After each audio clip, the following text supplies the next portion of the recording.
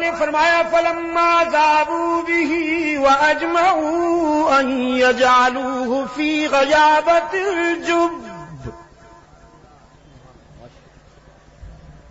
فأوحينا إليه لتنبئنهم بأمرهم هذا وهم لا يشعرون.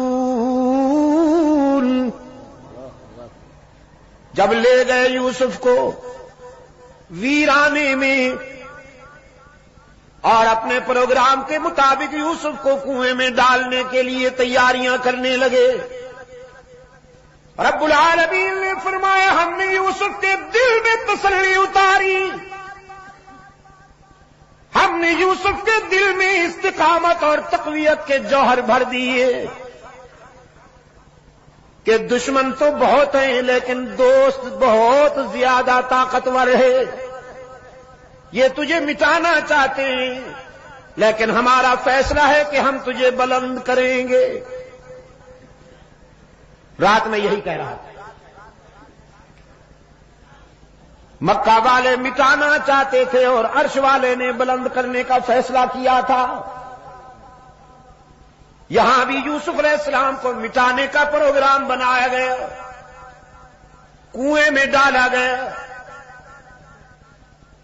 رب العالمین نے روح الامین کو حکم دیا جاؤ میرے پیغمبر کو اپنی آغوش امانت میں سنبھال لو، باپ کی گود میں بھی اتنا سکون نہ ملا ہو جو تیری آغوش امانت میں یوسف کو میسر آئے. یوسف تو محفوظ ہو گئے.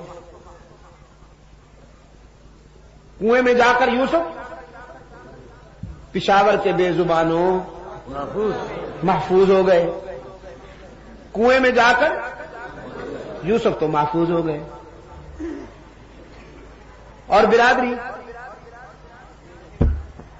خون چھپانے کے لیے، جرم چھپانے کے لیے ناٹک رچایا. یوسف علیہ السلام کا کرتا اتار لیا تھا، اس پہ خون ملا،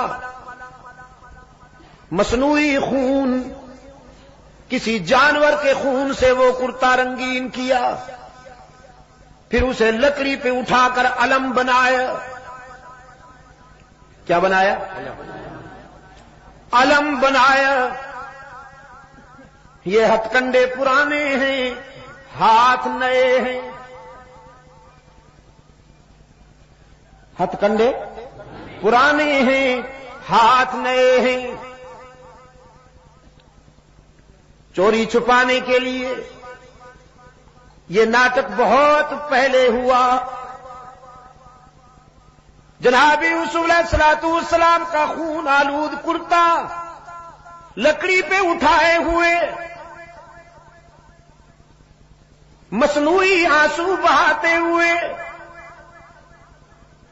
چیختے چلاتے ہوئے، قرآن کی زبان میں شام غریبہ مناتے ہوئے حضرت یعقوب علیہ السلام کی خدمت میں آئے. قرآن کہتا ہے وَجَاءُوا أَبَاهُمْ عِشَاءً يَبْكُونَ.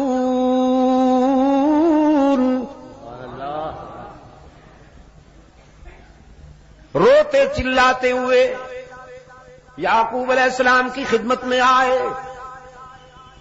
قالوا يا أبانا إنا ذهبنا نستبق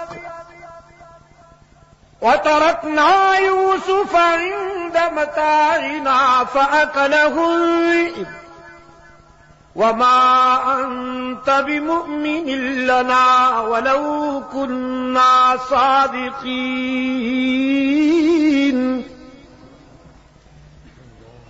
اپنی کہانی بیان کی. ابا جان خطرہ یہ ہے کہ آپ ہماری بات مانیں گے نہیں، حالانکہ ہم محب اور سچے لوگ ہیں، محب اور سچے لوگ ہیں.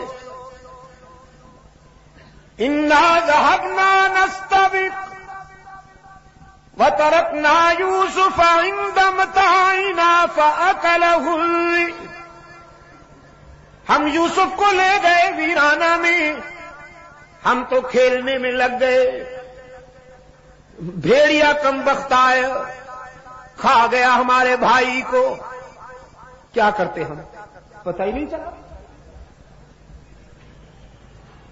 قرآن کریم نے فرمایا اپنے دعوے کے ثبوت کے طور پر وہ کرتا پیش کیا حضرت یعقوب علیہ السلام کی خدمت میں، وَجَاءُوا عَلَىٰ قَمِيصِهِ بِدَمٍ كَذِبٍ، جناب یعقوب علیہ السلام کے سامنے جب یوسف کا کرتا پیش ہوا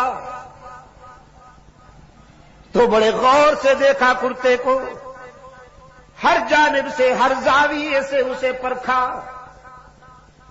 فرمانے لگے کوئی پڑھا لکھا بھیڑیا تھا، قوم کا فارغ التحصیل،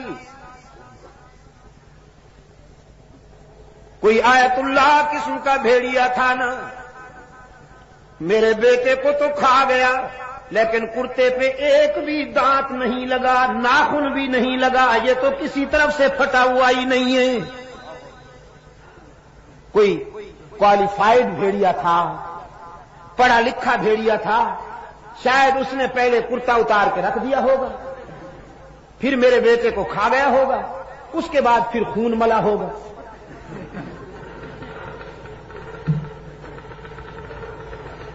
فرمایا بل سولت لکم انفسکم امرا فصبر جمیل واللہ المستعان علی ما تصفون۔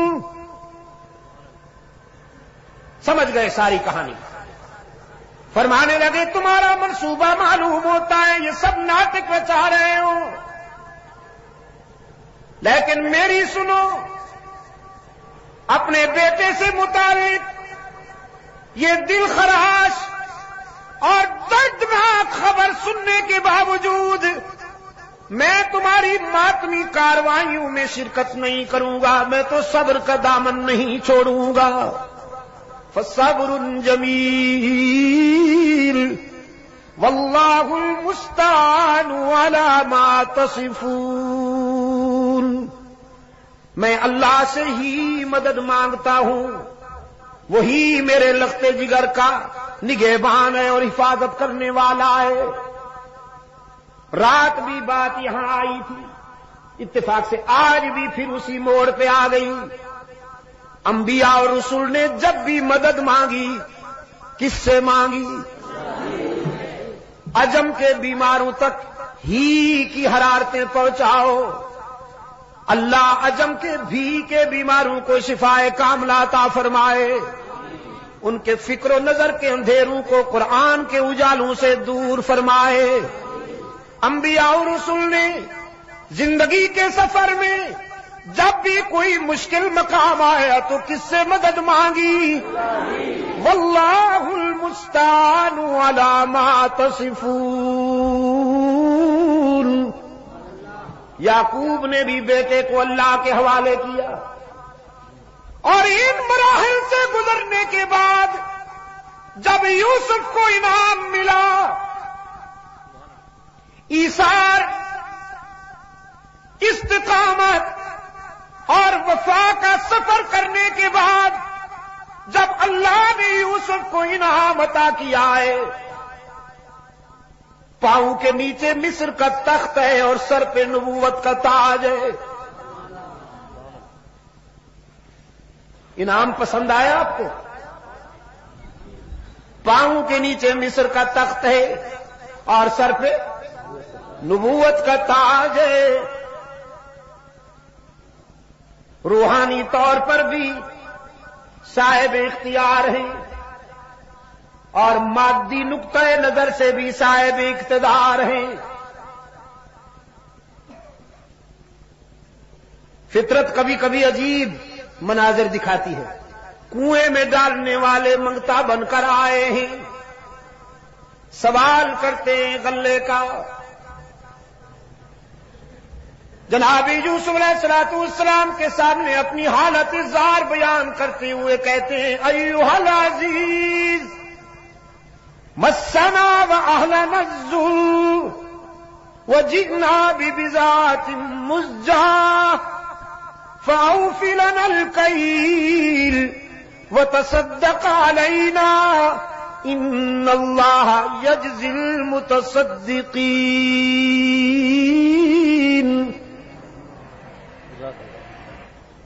شاہ مصر، ہم بھوک اور افلاس میں اکتائے ہوئے ہیں، مبتلا ہیں. تیرے جود و سخا کے چرچے سن کر حاضر ہوئے ہیں. ہمارے حال پہ رحم کیجئے، ہمیں غلہ عطا کیجئے، ہم جس کا معاوضہ دینے کی پوزیشن میں بھی نہیں. جناب یوسف علیہ السلام نے فرمایا داد و دہش کی بات بعد میں ہوگی، دینے دلانے کی بات بعد میں ہوگی. هل علمتم ما فعلتم بيوسف واخيه اذ انتم جاهلون.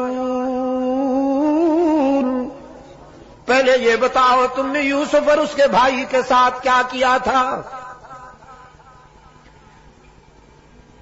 یہ پہلے بتاؤ. اور ان بیچاروں کو پہلے بھی شبہ تھا، چہرے کے زاویے بار بار دیکھتے تھے، تجسس تھا، سسپنس تھا کہ یہ چہرہ تو دیکھا بھالا ہے. یہ تو وہم و گمان میں بھی نہیں تھا کہ یہ وہی ہے جس کو کنویں میں ڈال آئے تھے ہم، لیکن تجسس تھا کہ یہ چہرہ دیکھا بھالا ہے. اب جب اسی چہرے نے اسی کا نام لے لیا جس کے متعلق وہ سوچ رہے تھے تو اب چونکے، کہنے لگے ہم نے کیا کیا تھا یوسف اور اس کے بھائی کے ساتھ یہ ہم بھی بعد میں بتائیں گے، پہلے آپ بتائیے کہیں آپ وہی تو نہیں؟ اِنَّكَ لَأَنْتَ یوسف، آپ کہیں وہی یوسف تو نہیں؟ جناب یوسف علیہ السلام نے نعرہ لگایا انا یوسف. اب چھپانے کی کوئی ضرورت نہیں، اب مشیت ایزدی یہ تھی کہ حقیقت واضح ہو جائے. قال انا یوسف وهذا اخی، الحمدللہ میں وہی یوسف ہوں اور یہ میرا بھائی ہے بنیامین. برادران یوسف نے کہا مگر آپ یہاں کیسے؟ ہم تو آپ کو کنویں میں ڈال چکے، آپ کا ماتمی جلوس نکال چکے، جرم چھپانے کے لیے آپ کے کرتے پر خون لگا چکے، ہم تو آپ کو ٹھکانے لگا چکے تھے، آپ یہاں کیسے؟ سیدنا یوسف علیہ نبینا علیہ تسلیم نے فرمایا قد من اللہ علینا. یہ میں آپ کے دل کی گہرائیوں میں اتارنا چاہتا ہوں. یہاں اپنے دادے کا نام نہیں لیا، باپ کا نام نہیں لیا. تم تو مجھے مٹانا چاہتے تھے لیکن جانتے ہو میں کس کا پوتا ہوں، جانتے ہو میرا باپ کون ہے. نہ دادے کا نام لیا نہ باپ کا، اور اگر لے بھی تو دادا ابراہیم ہے، باپ یعقوب ہے. دادا وہ ہے جس کی نسل سے کم و بیش 14,000 انبیاء پیدا ہوئے. ابراہیم علیہ السلام کی نسل سے کم و بیش 14,000 انبیاء پیدا ہوئے اور انہی کی نسل سے رحمت عالم صلی اللہ علیہ وسلم آئے. لیکن یوسف کی زبان پر دادے کا نام بھی نہیں آیا، باپ کا نام بھی نہیں آیا. کیوں؟ کہ مشکلات میں کام آنا نہ دادے کا منصب ہے نہ باپ کا. مشکلات میں کون کام آیا کرتا ہے؟ جزاکم اللہ. مشکلات و مصائب میں کام آنے والا کون؟ پشاور کے روشن ضمیروں، مشکلات و مصائب کے گرداب میں، مصائب کے بحر زخار میں الجھے ہوئے سفینوں کو کنارے لگانے والا کون؟ یعقوب نے جب پکارا تو کسے؟ یوسف کے لبوں پہ نام آیا تو کس کا؟ پھر جب ہم یہی کہتے ہیں تو پتہ نہیں کچھ لوگوں کو بات سمجھ میں کیوں نہیں آتی. ہم کہتے ہیں اولیاء کرام سے محبت کیجیے، اللہ آپ کو یہ شرف عطا کرے کہ اللہ کے پیارے بندوں سے محبت کیجیے. اولیاء کرام کی تعلیمات پر عمل کیجیے، ان کے نقش قدم پر چلیے، لیکن مدد کس سے مانگیے؟ اللہ ہی سے مانگیے کہ انہوں نے یہی سبق دیا ہے، ان کی تعلیمات یہی ہے کہ جب کوئی مشکل موڑ آ جائے تو کسے پکارنا چاہیے؟ اللہ ہی کو پکارنا چاہیے. قرآن کریم میں آپ ہر نماز میں یہی وعدہ کرتے ہیں، وعدہ خلافی نہیں ہونی چاہیے. ایاک نعبد و ایاک نستعین، ہم تیری ہی عبادت کرتے ہیں. اور ہاں دیکھا نا، اب یاد ہو رہا ہے کچھ، بوڑھا ہو جاؤں گا شاید پھر اچھی طرح یاد ہو جائے گا. مدنی صاحب میرا بس چلے نا تو پوری زندگی صرف ایک ہی بیان کرتا رہوں، سورہ فاتحہ بس. پھر مجھ پہ اعتراض ہو کہ شاہ صاحب کو اس کے سوا آتا ہی کچھ نہیں، جب آتا ہے یہی بیان کرتا ہے. اور میں اس پہ اللہ کا شکر ادا کرتا رہوں کہ اس کے سوا مجھے آئے ہی کچھ نہیں. لیکن میرے سامعین، میرے دوست، میرے بزرگ، میرے عزیز بچے ایک ایک جملہ رٹ لیں اور ان کے دل کی تختی پہ ایسا نقش ہو جائے ایک ایک جملہ کہ حوادثات زمانہ وہ نقش مٹا نہ سکے اگر میرا بس چلا. ایاک نعبد و ایاک نستعین، ہم تیری ہی عبادت کرتے ہیں اور کرتے رہیں گے. ہم تجھ سے ہی مدد مانگتے ہیں اور مانگتے رہیں گے. یہ نماز کی حرکت میں وعدہ کرتے ہیں ہم، تو پھر مدد کس سے مانگنی چاہیے؟ نبیوں نے، رسولوں نے بھی مدد کس سے مانگی؟ صحابہ نے مدد کس سے مانگی؟ اولیاء کرام نے مدد کس سے مانگی؟ صدیقین و شہداء نے مدد کس سے مانگی؟ میرا اور آپ کا مددگار کون؟ ہمارا دستگیر و کارساز کون؟ ہم سب کا سچا مشکل کشا کون؟ جناب یوسف علیہ الصلوۃ والسلام نے عشق و محبت کے سفر میں ایثار اور استقامت کا مظاہرہ کرتے ہوئے وفا کا حق ادا کیا، رب العالمین نے بلند کر دیا.